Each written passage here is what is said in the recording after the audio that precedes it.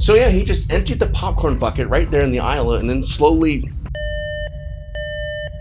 Oh no, is it another space kaiju? No, I'm picking up many signals. Some small, some very large, yes. All of them moving in on us very, very quickly. Crap, is it the Kree? Is it the Toad Empire? No, it's not any of them.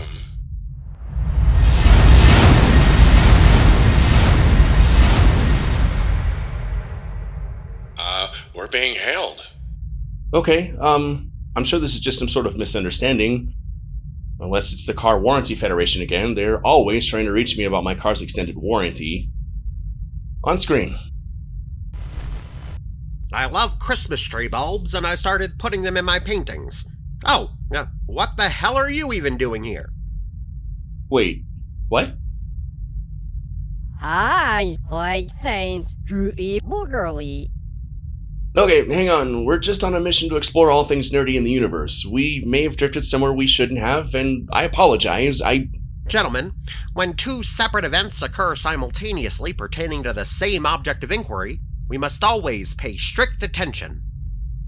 Wait, that's a quote from Twin Peaks. Yes. Goldblum, do you know something here that I don't? Oh, yes. You better sit down for this one. I am sitting down.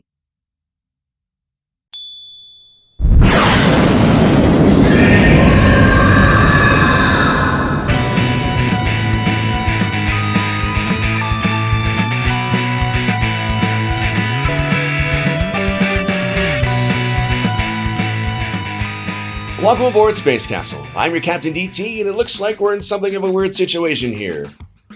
Goldblum, you're telling me that we've wandered into the hypothetical location of Arrakis from Frank Herbert's Dune? More specifically, the hypothetical location of Arrakis from David Lynch's 1984 film adaptation of Dune. And you too, the guys with the David Lynch hair. I don't paint the town red, but when I do go out, people always want to touch my hair. It happens every time. You guys worship this space as sacred, along with David Lynch and all of his works. What's name? Hi, someone say scuff guy. Then first looker fight. In heaven, everything is fine. In heaven, everything is fine. In heaven, everything is fine. This is gonna get weird. It can't be any weirder than 1984's Dune, written and directed by David Lynch and based on the classic 1965 novel by Frank Herbert.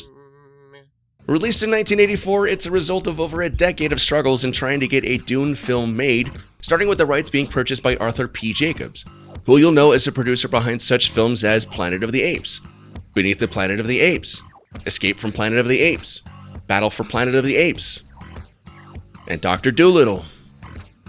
Jacobs unfortunately passed away while planning the film, and the rights were then purchased by a man named Jean-Paul Gabon, and Alejandro Jodorowsky was actually attached to direct, believe it or not. And this would have been absolutely batshit insane because Jodorowsky is most known for being an avant-garde filmmaker, using all kinds of subversive, surreal imagery, violence, and religious undertones. Which actually sounds perfect for Dune, actually. It was going to be super weird with Pink Floyd doing the music, H.R. Giger doing set design, Orson Welles playing the villain Baron Harkonnen, and... actually, I don't even want to talk about the David Lynch movie now. I'd rather talk about this movie that never got made. And never got made, it certainly did. It all became much too ambitious, and funding was mysteriously pulled away when the project kept growing in size, scope, and cost. The rights to create a Dune movie changed hands once again to Dino De Laurentiis in 1976. He commissioned Frank Herbert himself to write a screenplay, and then noped the out of that when Herbert turned in a treatment that would be over 3 hours long. Instead, he turned to Ridley Scott, yes, that Ridley Scott, to direct a new script rewritten by Rudy Wurlitzer.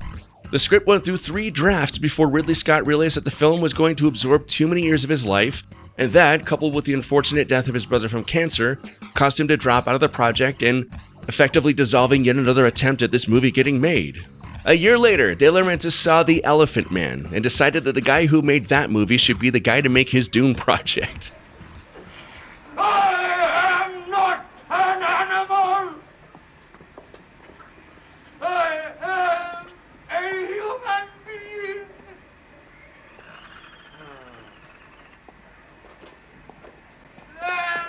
Enter David Lynch, another avant-garde filmmaker who had to quickly decide between going down this rabbit hole and making a potentially unfilmable book into a single movie, or accept the offer to direct Return of the Jedi. Lynch opted for the potentially doomed-to-fail project over getting into bed with George Lucas. Did he make the right choice? I don't know, probably. Sometimes ideas, like men, jump up and say hello. They introduce themselves, these ideas, with words. Are they words? These ideas speak so strangely.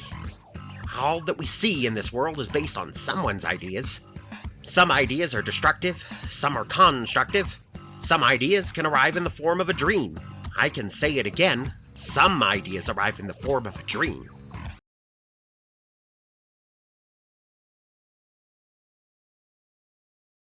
I think I'm going to dream tonight. Hey, can we leave? Like, do you legally own this area of space? Are we being detained? Whoa, hey. Maybe it's impossible to escape. But I guess the secret is the prison cell just gets bigger and bigger, and prettier and prettier and prettier. We're going to die here. So David Lynch ended up working on 7 different drafts of Dune before a 130-page script was settled upon, and the movie was finally underway. And it was a goddamn fucking nightmare. The 6-month production suffered all kinds of technical and health-related issues. The film struggled with financing and a severely lacking budget, and interference from Universal Studios made Lynch wildly unhappy. When he turned in his 4-hour-long rough cut of the movie, Universal was beside themselves. They took the film away from him, they did a complete re-edit taking away much of Lynch's signature weirdness.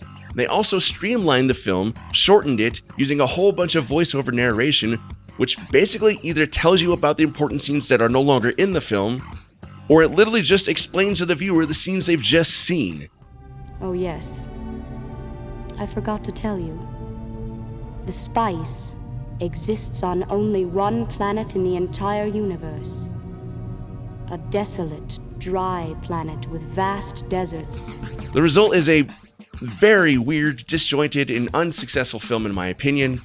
Many people still love the film for being a strange, cautionary, and bizarre failure on nearly every level, and I think it's important to see the film for those reasons, but it's not a good film.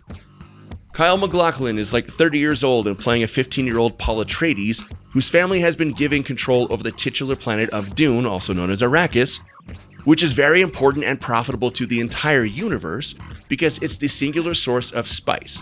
Spice is the only substance in the known universe which facilitates space travel.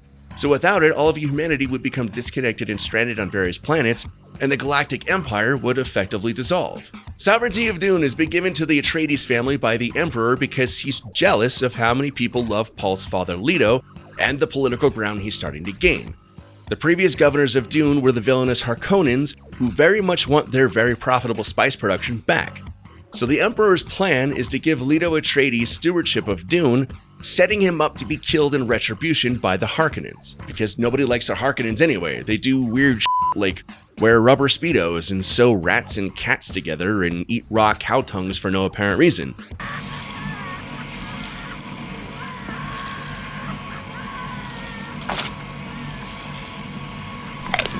They're f***ing crazy, so nobody will say anything if they kill the Atreides family and take Dune back. The absolutely bizarre portrayal of the Harkonnens is perhaps one of the film's ironic bright spots. Kenneth McMillan plays Vladimir Harkonnen, the film's key villain, with a manic energy that wouldn't have him out of place in a Joel Schumacher Batman movie. Sting, yeah, like musician Sting from Music. He plays Harkonnen's nephew Fade Routha and is for all intents and purposes supposed to be like the mirror image of Paul Atreides. And instead, Sting's portrayal is unsettling and weird and creepy and very skinny. Just very skinny. Also, Fate is supposed to be like 16. Also, Paul Atreides has been deliberately bred by his mother Jessica to be the ultimate super being in the universe. Jessica is kind of like a space witch and part of a secret organization called the Bene Gesserit that also utilize spice to heighten their abilities in clairvoyance and precognition. It gets weirder. Paul, being this ultimate space being, allows him to win over the favor and worship of the Fremen, who are the natives of Dune. They live underground and are incredible warriors due to their long lineage of survivalism and combat. Paul becomes their leader in order to exact revenge on the Harkonnens, and that inadvertently leads to... Okay, I'll stop there just because Denis Villeneuve's Dune Part 2 just came out, and I don't want to ruin anything for anybody who hasn't seen it or haven't read the Dune books yet. But suffice to say, things get very weird, very violent, and almost all of that is washed away in Universal's cut of David Lynch's Dune film. Lynch's film, or should I say Universal's film, has a happy ending without any sort of hint at the things to come after the end of the Harkonnens. Patrick Stewart is there, Alicia Witt is there as a crazy murderous toddler, and everybody lives happily ever after. Except David Lynch, who calls 1984's Dune a gigantic sadness in his life. He said that he's proud of everything he's ever done except for Dune. The poor guy is forever haunted by the film's failure, and he just flat out refuses to see Denis Villeneuve's version. Not for any personal reasons against Denis, but simply because of how much the experience of making the 1984 film hurt him, and he doesn't want to drudge up those feelings. But writing and directing Dune was David Lynch's first opportunity to work with many collaborators that he would go on to work with for decades to come. Kyle MacLachlan and David Lynch's careers are nearly inseparable, having worked on such projects together as Twin Peaks and Blue Velvet. He also met Everett McGill and Alicia Witt on the set of Dune, and they would go on to be contributors on both Twin Peaks and Twin Peaks The Return. So, despite it being a terrible experience for him, a lot of good came from Dune for David Lynch. And apparently an entire society of space aliens who worship him as a god, which is actually not that far off from a lot of Comic-Cons across the United States. Okay, we gotta get going, fellas. This has been real fun and interesting, but we've got places to be and nerdy things to talk about, so... Hey! Okay, look. We like David Lynch as much as anyone. We didn't mean to trespass on your holy site. This is crazy. The concept of absurdity is something I'm attracted to. I like cappuccino, actually. But even a bad cup of coffee is better than no coffee at all. Every day, once a day, give yourself a present.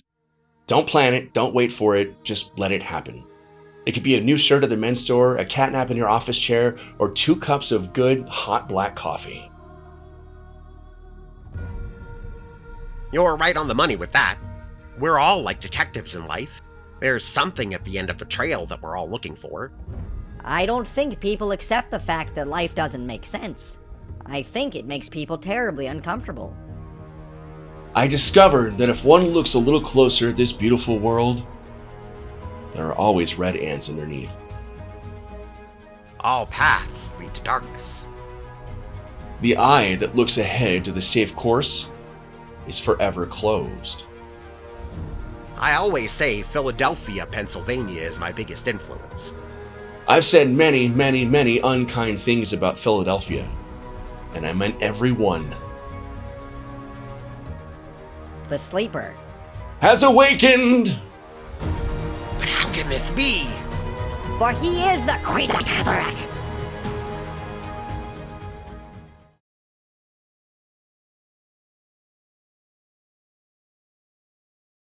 So, are we good here? That's not a David Lynch quote, but yeah, we're cool. You're all right. Can we offer you gentlemen a cup of joe? We really should get going, actually, but next time we meet up, though, a damn fine cup of coffee and pie at O'Hooley's. They got a cherry pie there that'll kill ya!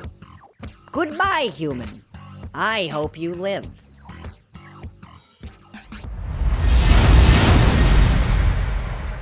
Well, okay. That was weird. And I guess that'll do it for this episode of Space Castle. It's our continuing mission to explore all things nerdy in the universe. What are your thoughts on 1984's Dune? Leave a comment down below and let's talk about this absolutely bizarre but intriguing failure of a film. Be sure to like, subscribe, and share this video with a friend too, because Who knows when we'll run into more crazed fanboy aliens, and we'll need all the help we can get. In the meantime, thanks as always for watching. This is your Captain DT, signing off. Wait, did I just become the inspiration for an intergalactic jihad? Yep, probably.